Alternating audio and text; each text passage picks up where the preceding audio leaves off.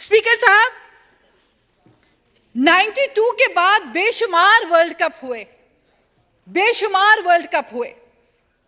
बहुत से मुल्कों ने वर्ल्ड कप जीता, लेकिन किसी ने अपने मुल्क का यह तबाह हाल नहीं किया जो इस कप्तान ने 92 के वर्ल्ड कप के बाद हमारा जीना हराम करके रखा हुआ है।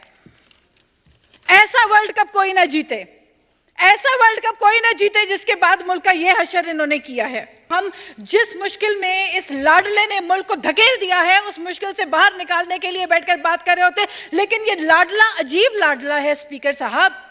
ये बहुत ही भयानक और खौफनाक लाडला है।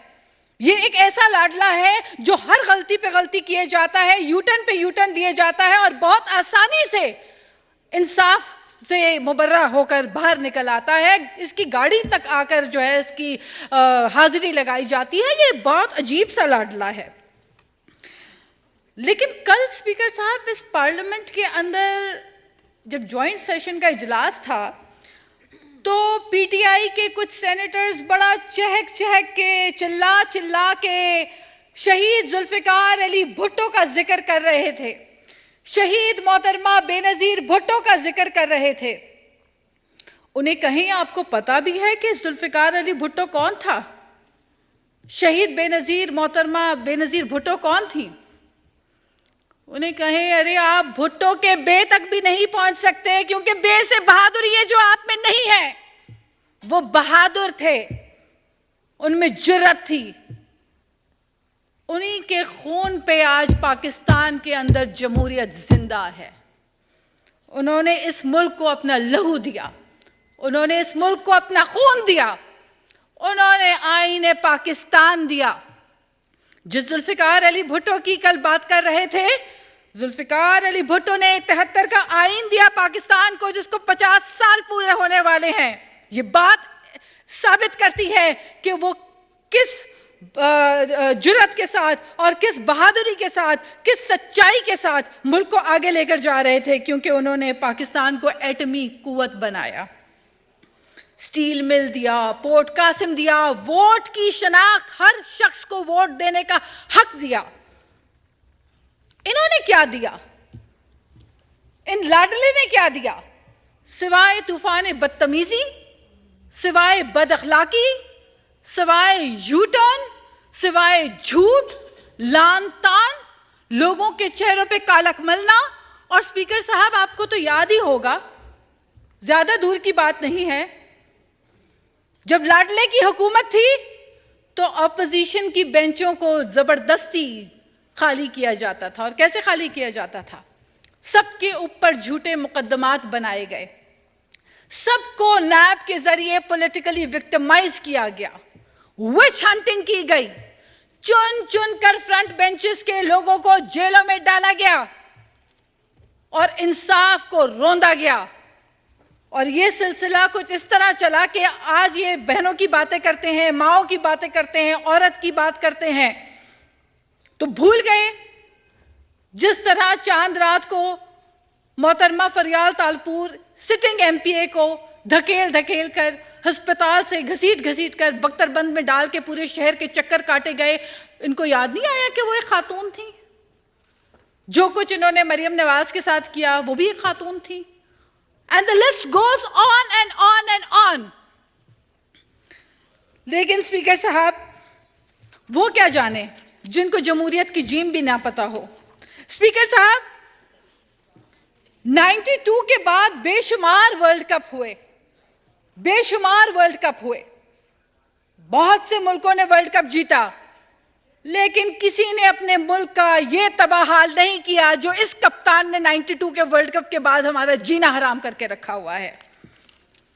ऐसा वर्ल्ड कप कोई ना जीते, ऐसा वर्ल्ड कप कोई ना जीते जिसके बाद मुल्क का यह हशर इन्होंने किया है कि हमारा दीन, हमारा मजहब हमें अदल सिखाता है, इंसाफ सिखाता है।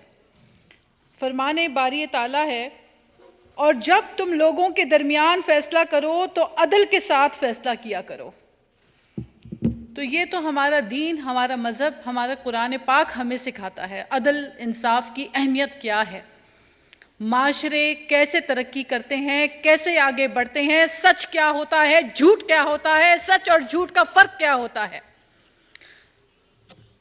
लेकिन स्पीकर साहब, एक ऐसे वक्त में जब मुल्क बहुत मुश्किल सूरत हाल से दो चार है, होना तो ये चाहिए था कि आज पार्लियामेंट के अंदर बैठकर सर जोड़कर हम अपने मुल्क की मईशत की बेहतरी के ऊपर बात कर रहे होते, सनत को बेहतर बनाने पे बात कर रहे होते, हम अपनी ज़राअत को बेहतर बनाने में बात कर रहे होते, हम क्लाइमेट चेंज के ऊपर बात कर रहे होते, हम जिस मुश्किल में इस लाडले ने मुल्क को धकेल दिया है उस मुश्किल से बाहर निकालने के लिए बैठकर बात कर रहे होते। लेकिन ये लाडला अजीब लाडला है स्पीकर साहब, ये बहुत ही भयानक और खौफनाक लाडला है। ये एक ऐसा लाडला है जो हर गलती पे गलती किए जाता है, यूटर्न पे यूटर्न दिए जाता है और बहुत आसानी से इंसाफ से मुबर्रा होकर बाहर निकल आता है। इसकी गाड़ी तक आकर जो है इसकी हाजिरी लगाई जाती है। ये बहुत अजीब सा लाडला है। लेकिन कल स्पीकर साहब इस पार्लियामेंट के अंदर जब ज्वाइंट सेशन का इजलास था, स्पीकर साहब, हालात कुछ इस तरह से है कि पहले कहानी शुरू होती है पार्लियामेंट की बेतौकीरी से। पहले आइन को रोनते हुए अदम एतमाद को ना मानकर रोना रोया जाता है, फिर इस्तीफे दिए जाते हैं, फिर 10 माह तक कहा जाता है हर टॉक शो में, हर टीवी चैनल पे कि जी हमने तो इस्तीफे मुंह पे मार दिए, ये तो मकबूजा पार्लियामेंट है। फिर 10 माह के बाद स्पीकर साहब आपकी मिन्नतें समाजतें करने के लिए भरमार होती है, चक्कर काटे जाते हैं पार्लियामेंट के कि खुदारा इस्तीफे जो है वो वापस ले लिए जाएं। तो स्पीकर साहब, इतने यू टर्न के जो चैंपियन है, इनका तो अगला इंतखाबी निशान ही यू टर्न होना चाहिए। बल्ले से तो इन्होंने जितनी फेंटी मारनी थी वो मार दी इन्होंने कौम की, अब इनका अगला इंतखाबी निशान यू टर्न होना चाहिए। स्पीकर साहब, सबसे अफसोस की जो बात है वो ये है कि गुज़िश्ता रोज जो हमने जुडिशल कॉम्प्लेक्स पे देखा, जिस तरह पीटीआई के झत्ता बरदार लोगों ने हमला किया पुलिस पे, पुलिस की जो वर्दी होती है उसकी तौहीन की, एक सरकारी पुलिस एहलकार जो अपनी जिम्मेदारियों के ऊपर डट के खड़ा होता है, ना वो मौसम की तपिश देखता है, ना वो मौसम की सर्दी देखता है, ना वो धूप देखता है, ना वो छांव देखता है। वो अपनी कम सी तनख्वाह के ऊपर सरकार की अपनी जिम्मेदारी अदा करने के लिए जब खड़ा होता है तो उसको पीटीआई के जत्ता बरदार फोर्स जो है वो आके लाठी मारते हैं, वो गुलेल मारते हैं और पेट्रोल बॉम्ब जैसी चीज जो है वो लेकर आते हैं और उसके साथ जो है पूरा जमान पार्क को नोगो एरिया बना देते हैं। इसका इख्तियार किसने इनको दिया है? तो पहले तो ये तहरीक इंसाफ से इंसाफ को हटा के तहरीक ना इंसाफ बना दें, जो कि है।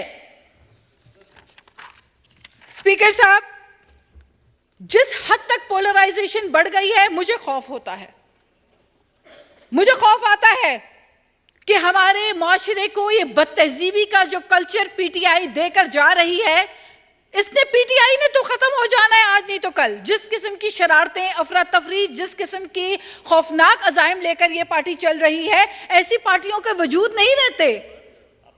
वजूद तो उन पार्टीज के रहते हैं जिनके लीडर बहादुरी से जो है डट के खड़े होते हैं, अपनी जान की कुर्बानी दे देते हैं, लेकिन पीछे पलट के नहीं देखते। अमरीकी साजिश का रोना जुल्फिकार अली भुट्टो ने नहीं रोया था, शहीद मोहतरमा बेनजीर भुट्टो अमरीकी साजिश का रोना नहीं रोती थी, तभी आज तक हम कहते हैं कि जुल्फिकार अली भुट्टो जिंदा है।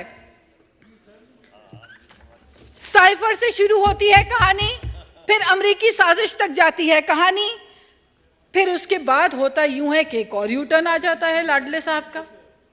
और वो यू टर्न यूं आता है स्पीकर साहब कि अमरीकी साजिश से बात चलती है अमरीकी इंटरनेशनल मीडिया की मिन्नतों समाजत तक। यहां पे कहते हैं, इंटरनेशनल मीडिया को कहते हैं कि मेरा वर्कर मुझे जाने नहीं दे रहा, वो ढाल बन गया है, ये झूठे मुकदमात हैं। इंटरनेशनल मीडिया को कहते हैं हमें तो बेल मिल चुकी है, प्रोटेक्टिव बेल मिल चुकी है। एक तमाशा सा बर्पा किया है एक शख्स ने स्पीकर साहब, और वो कहते हैं ना, आज बात कर रहे हैं बड़ी इंसाफ की, आज बात कर रहे होते हैं कि ओ जी ये हो गया, ओ जी वो हो गया, पुलिस ने ये कर दिया, उसने उतने पर्चे कटवा दिए। इनसे पूछें हामिद मीर का क्या जुर्म था, अबसार आलम का क्या जुर्म था, असद तूर का क्या जुर्म था? कम ना नाइंसाफियां की हैं इन्होंने सहाफियों के ऊपर, बगावत के मुकदमात इन्होंने दर्ज कराए, ये जाने बगैर कि उनकी मुहर्रिकात क्या होते हैं, वो किस हद तक जा सकते हैं ये पर्चे। लोगों की जिंदगियों को आपने मुश्किल में डाल दिया झूठे पर्चे करवा के। और एक इनके पास होते थे शहजाद अकबर साहब, रोज फाइलों का पलंदा लेकर आ जाते थे, आज इसके ऊपर ये पर्चा होगा, कल इस पे ये पर्चा होगा। टॉक शो में फैसले होते थे अगली बारी किसकी होगी, और वही होता था जो टॉक शो में बैठकर ये बात कर रहे होते थे। इनके स्पेशल असिस्टेंट्स आके तय करते थे कि नैब ने अगली पकड़ धकड़ किसकी करनी है, और वही होता था। तो ये तो इनका हाल था। आज मुंह छुपाते फिर रहे हैं अपने ही केसेस से, और कहते हैं लोगों को, अपने वर्कर्स को जो ह्यूमन शील्ड स्पीकर साहब बना के इन्होंने, मैं कहती हूं ऐसी मिसाल पाकिस्तान की तारीख में कभी नहीं मिली। एक तो हम रहे जियाले, एक तो हम उस पार्टी से हैं जिसकी लीडर खुद फ्रंट में खड़ी होती थी, उनका वर्कर पीछे, वो आगे खड़ी होती थी।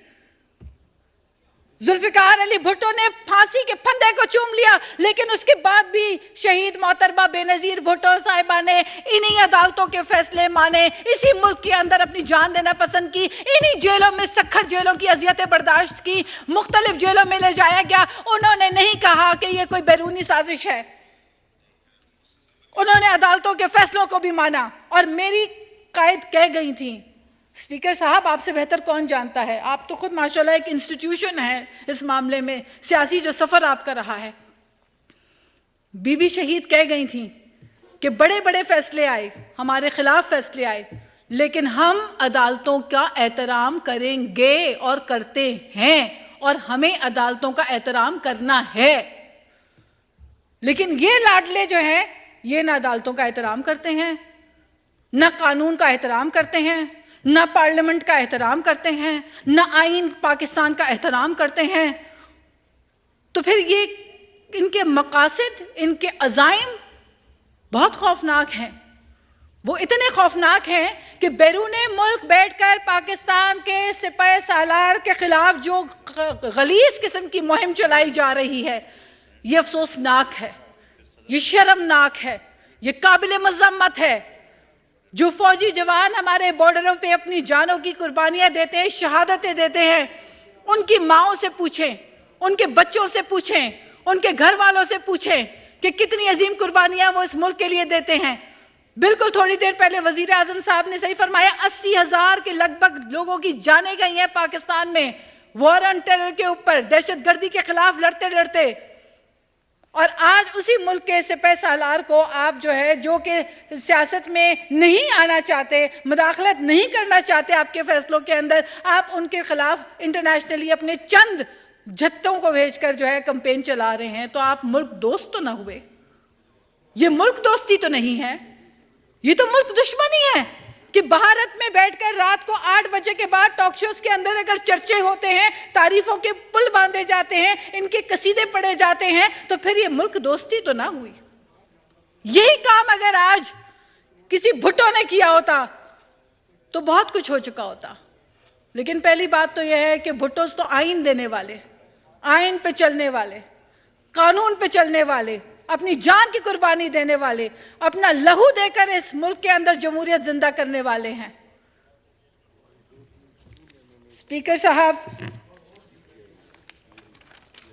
जो कुछ दिन पहले आपकी भी नजरों से गुजरा होगा कि एक ट्वीट आती है, लाडले ने की ट्वीट, हमारे लाडले नहीं है, पता नहीं किसके लाडले हैं, लेकिन किसी के तो हैं, जो इनको बार बार बचा लेता है, हर गलती इनको माफ हो जाती है। तो स्पीकर साहब, उन्होंने एक ट्वीट की और कहा कि ये जो खून खराबा हुआ है, ये जो कानून हाथ में लिया गया, ये जो लाठीचार्ज हुआ, ये जो पेट्रोल बम दागे गए, ये तस्वीरें हैं, ये लोग हैं, ये पता नहीं कौन से नामालूम अफराद हैं, उनकी तस्वीरें हैं, जुडिशल कॉम्प्लेक्स में भेजा गया था, तभी वो सर पे काले रंग का कोई बुलेट प्रूफ लेकर अपना चेहरा ढांप के जा रहे हैं, आ रहे हैं। भाई करें आप, हम सबके लिए दुआ गो है, अल्लाह ताला सबकी जानों की हिफाजत करे। लेकिन फिर बाद में ट्वीट करते हैं, खुद साबिक वजीर आजम जो रह चुके हैं, वो ट्वीट करते हैं कि जी ये चेहरा है उस शख्स का, पहचाने जो नामालूम अफराद है और ये मेरे खिलाफ साजिश करने चला था जुडिशल कॉम्प्लेक्स में। और फिर उसके बाद पता चलता है जो इंतजार कर रहा है, उस शख्स की वीडियो मौजूद है जो कह रहा है कि गाड़ियों को आग लगाओ, जलाओ, गिराओ, और उसके बाद जो है फिर उनको ट्वीट डिलीट करनी पड़ती है, एक और यू टर्न लेना पड़ता है, क्योंकि पता चलता है वो खुद पीटीआई के केपीके के काउंसलर हैं जो कि इश्तियाल अंगेजी कर रहे हैं, जो लोगों को मशवरा दे रहे हैं कि गाड़ियां जलाओ, अमलाक को नुकसान पहुंचाओ। तो स्पीकर साहब, ये अफरा तफरी, ये झूठ की सियासत, ये नफरत की सियासत खत्म होनी चाहिए। स्पीकर साहब, मैं समझती हूँ कि इस पार्लियामेंट के अंदर बैठकर हमें संजीदगी से हमें मामलात को आगे बढ़ाने के लिए, मुल्क की मईशत को बेहतर बनाने के लिए, एम्पावरमेंट के लिए, रोजगार के लिए हमें मिलकर काम करना चाहिए। ये हेट पॉलिटिक्स, ये नफरत की सियासत का खात्मा जो है, ये पाकिस्तान के लिए बहुत ज़रूरी है। शुक्रिया। शुक्रिया। जनाब अहमद हसन डेढ़ साहब।